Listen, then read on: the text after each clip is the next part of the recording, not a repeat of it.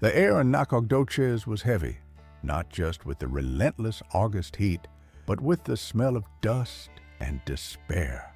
Jeremiah Carver tasted the bitterness in his mouth, a mixture of hunger and humiliation. Each step toward Marshall Houston's general store was a burden. The sound of his worn boots on the wooden floor seemed to echo his own defeat. Before him, the store was a fortress of abundance in a land parched by the sun. Sacks of flour, corn, and beans were stacked to the ceiling, a silent insult to the empty stomachs that wandered the town. Jeremiah clutched the few coins he had left. They weren't enough, he knew, but hope is the last thing to die in a Texan's heart. Marshall Houston stood behind the counter, an imposing, well-fed figure in a silk vest that gleamed under the dusty light. He didn't count coins. He counted power. Every sack of grain he denied a settler was another stone in the castle of his influence. He saw Jeremiah approach, a man who had once been a specter of strength and was now just a stooped shadow. Jeremiah's face, once firm and proud, was etched with drought and worry. "Marshall," Jeremiah's voice came out hoarse, almost a whisper, "I need a sack of flour for my family." Houston smiled, a thin, cruel smile that didn't reach his cold eyes. He glanced at the coins in Jeremiah's hand and let out a short, dismissive laugh. "With this, Carver, that won't even buy the dust we sweep off the floor. Times are hard. The price has gone up." Jeremiah swallowed his pride, the taste like ashes. "We fought together at San Jacinto, Marshall. We fought for this land.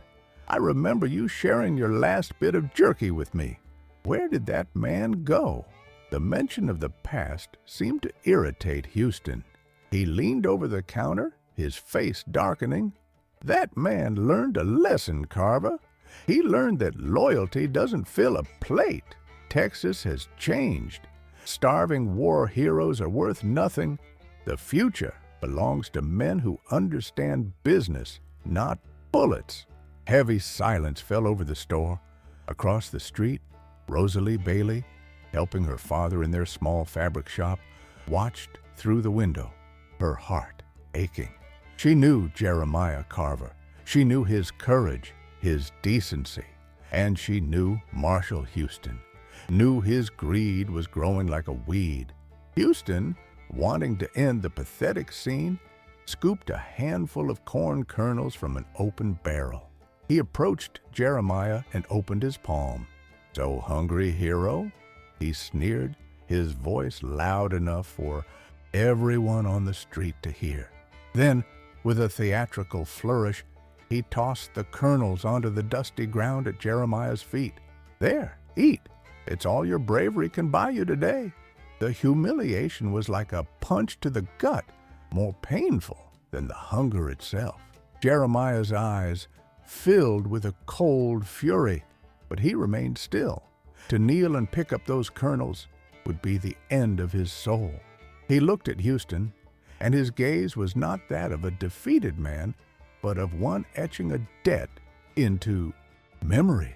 He turned slowly and walked away, leaving the kernels scattered in the dust like seeds of a vengeance yet to sprout. Marshall Houston laughed, pleased with his cruelty. Little did he know his laughter had traveled with the wind, reaching the ears of a man sitting in a nearby tavern, a man who never tolerated mockery directed at a starving Texan, a man whose name was Davy Crockett.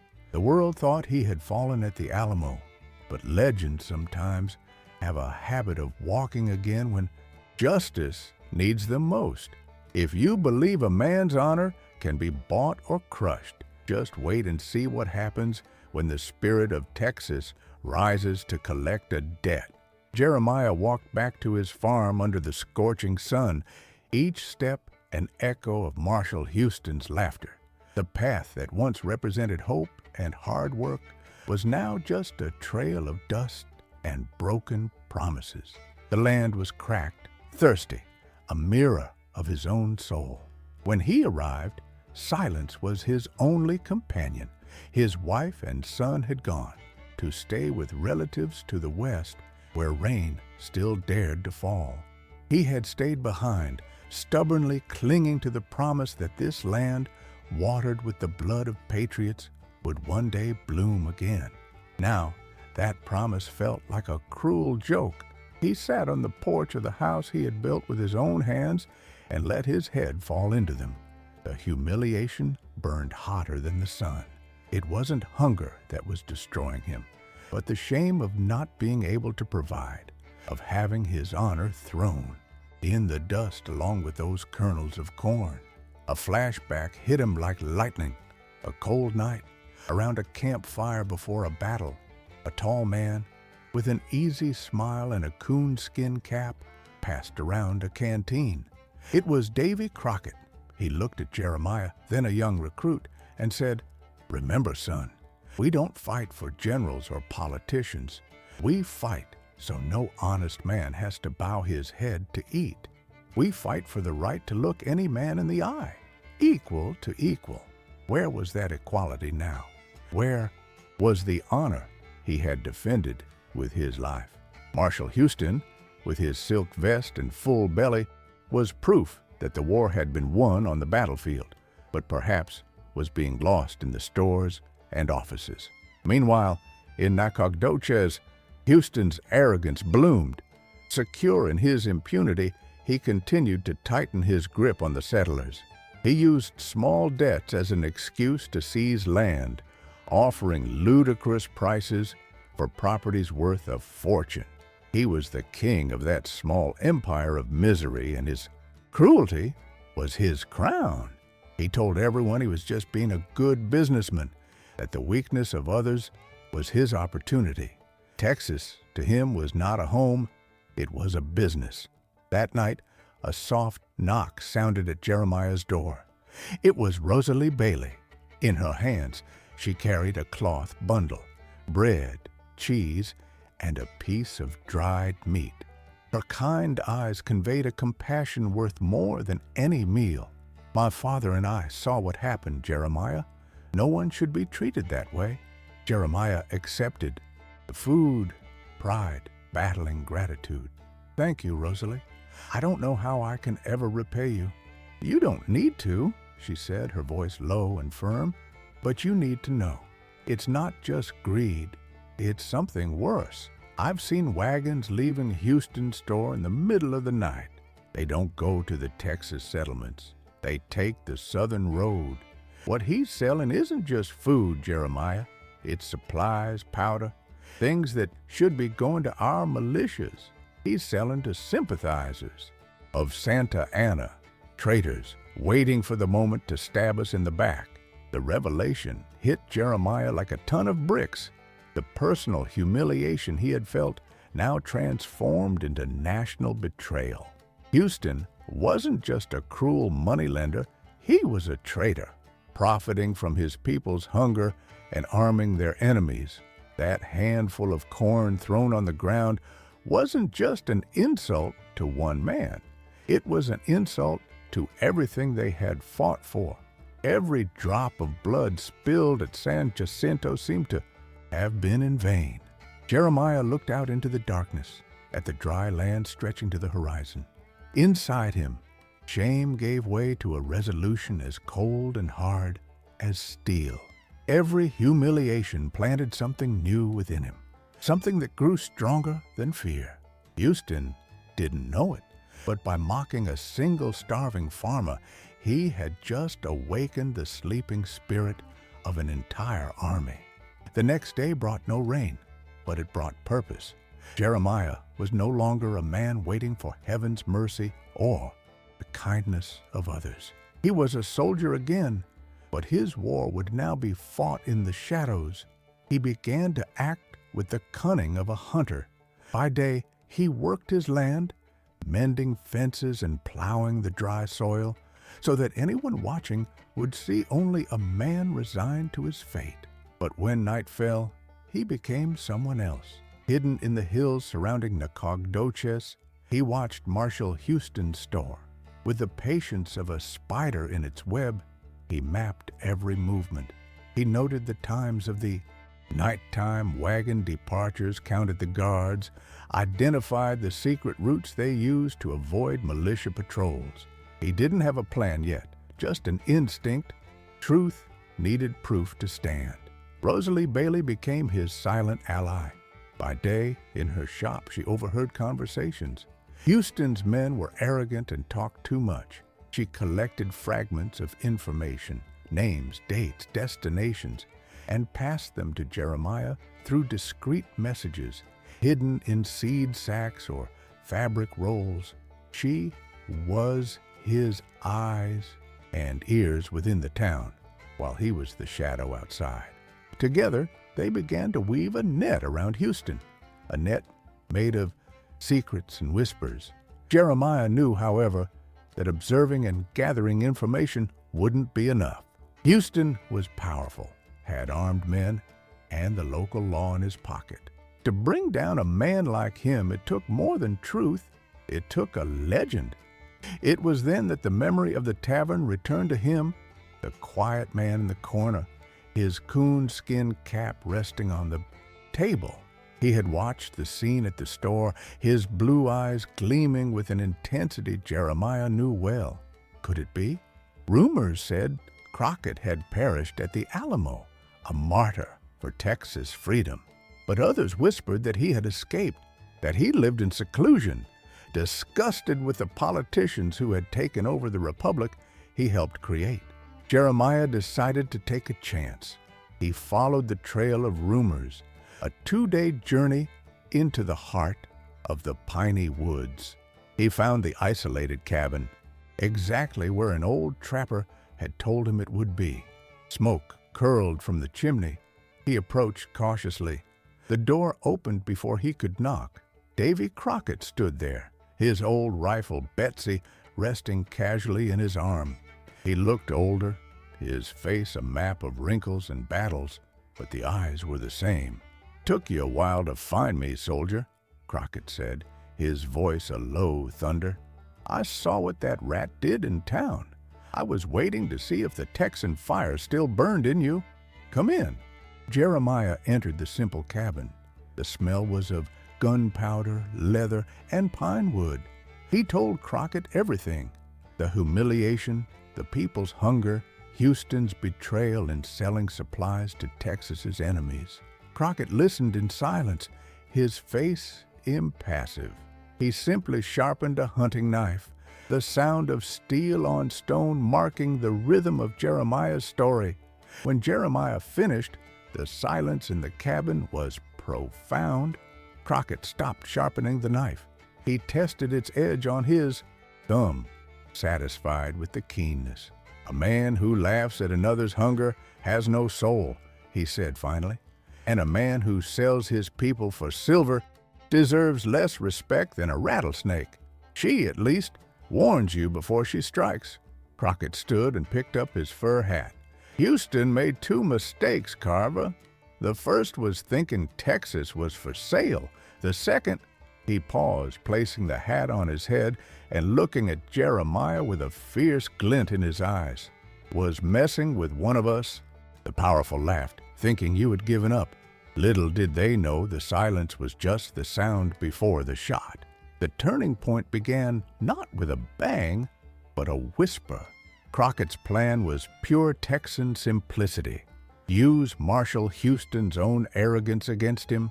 They knew, thanks to Rosalie's information, that a large shipment of rifles and powder, officially destined for the San Augustine militia, would be diverted that week for a secret rendezvous with Mexican sympathizers. It would be Houston's biggest and most profitable act of treason yet. It was the perfect opportunity. The night before the shipment, Jeremiah and a small group of farmers who had lost their land to Houston, all war veterans quietly recruited by Crockett, acted. They didn't attack the store. That would be noisy and foolish. Instead, they intercepted the main wagon at an isolated point on the road, capturing the 2 drivers, who surrendered without much fight at the sight of Davy Crockett's unmistakable silhouette emerging from the darkness. With the mastery of one who knows the art of war and guerrilla tactics, they swapped the cargo. The rifle crates were replaced with boxes full of old, rusted farm tools. The powder barrels were exchanged for barrels filled with sand. The only thing they left untouched was the small chest where Houston kept his ledger, the detailed record of his treachery. With the fake cargo and the book in hand, they sent the wagon back to town, driven by one of their own. The stage was set. Marshal Houston, oblivious to everything, felt at the peak of his power. The next morning, he climbed onto a makeshift platform in the town square, intending to give a patriotic speech announcing his generous donation of supplies to the militia. It was a charade to cover up the diversion of the real resources and solidify his image as a pillar of the community. "My friends, my fellow Texans," he bellowed, his voice full of false sincerity. "In these trying times, it is the duty of men of means to ensure the safety of our beloved republic." The people, weary and hungry, listened with a mixture of skepticism and hope. It was then that a voice, calm and powerful, cut through the air. "You speak of duty, Houston? What duty is it that fills your coffers while emptying the people's plates?" The crowd parted. Standing in the center of the square with Jeremiah Carver beside him was Davy Crockett. A collective gasp swept through the square. It was a ghost, a living legend. Houston paled, his speech dying on his lips. "Crockett, impossible. You're dead." "I'm alive enough to recognize a traitor when I see one," Crockett replied. He turned to the crowd. "This man, Marshal Houston, speaks of patriotism, but I ask you, is it patriotic to mock a starving veteran?" He pointed to Jeremiah. "This is Jeremiah Carver. He fought for this land, and just a few days ago, Houston threw grain on the dust for him to eat like an animal." A murmur of anger grew among the people. Houston tried to protest, calling them liars, but Crockett made a sign. The wagon with the fake cargo was brought to the center of the square. "Houston says he's sending rifles to our militiamen," Crockett declared. "Let's see this generosity." With an axe, Jeremiah broke open one of the crates. Inside, only rusted hoes and shovels. He pried open a barrel. Sand spilled onto the ground. The charade was exposed. The final blow came when Crockett opened Houston's ledger. In his booming voice, he read aloud the names, dates, and sums, the detailed record of betrayal, of selling weapons and supplies to Texas's enemies. Marshal Houston's power was not destroyed by a bullet, but by a word, the word of a starving man, echoed by the voice of a legend. That day, Texas remembered that justice is sometimes just the truth spoken aloud. Marshal Houston's downfall was as swift as his rise had been corrupt. Faced with the exposed truth, his guards laid down their arms, their bought loyalty dissolving like smoke. The people needed no violence. The weight of collective contempt was punishment enough. Houston was taken by the very citizens he had exploited, not for a lynching, but to be handed over to the authorities of the Republic of Texas to face trial for treason. His wealth was confiscated, his warehouses opened, and the food, finally, was distributed fairly among the hungry families under Jeremiah Carver's supervision. Jeremiah did not become a rich or powerful man. He wanted neither Houston's lands nor any reward. His honor was restored, and that was all that mattered. He became something more valuable, a moral leader. With the help of Rosalie and other farmers, he organized a cooperative, ensuring that no one else in Nacogdoches would go hungry or be forced to bow to the greed of a single man. The community, once divided by distrust and despair, united. The rains, as if responding to the restored righteousness in the land, finally returned, and Jeremiah's Fields flourished again. As for Davy Crockett, he watched it all from afar. He saw justice done, saw dignity return to Jeremiah Carver's face, and knew his work there was finished. Without farewells, he disappeared back into the woods as silently as he had emerged. Some say he left never to be seen again, but the old Texans know the truth. They say Crockett's spirit never left Texas. It lives in the heart of every man who refuses to bow to tyranny, in the courage of every woman who defends her community, and in the whisper of the wind that sweeps the plains, reminding everyone of a simple, eternal lesson. A Texan can starve, can be humbled, but his honor, when defended, is the most powerful force on earth. Marshal Houston tried to destroy a man, but ended up destroying himself.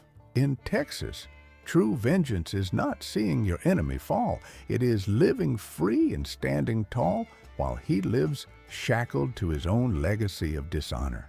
If this story of courage and justice moved you, and you believe the values of honor and freedom never die, subscribe to our channel.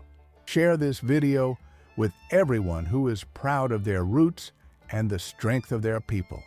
And don't forget to comment from which city or country you're watching, so we know how far the spirit of Texas has reached.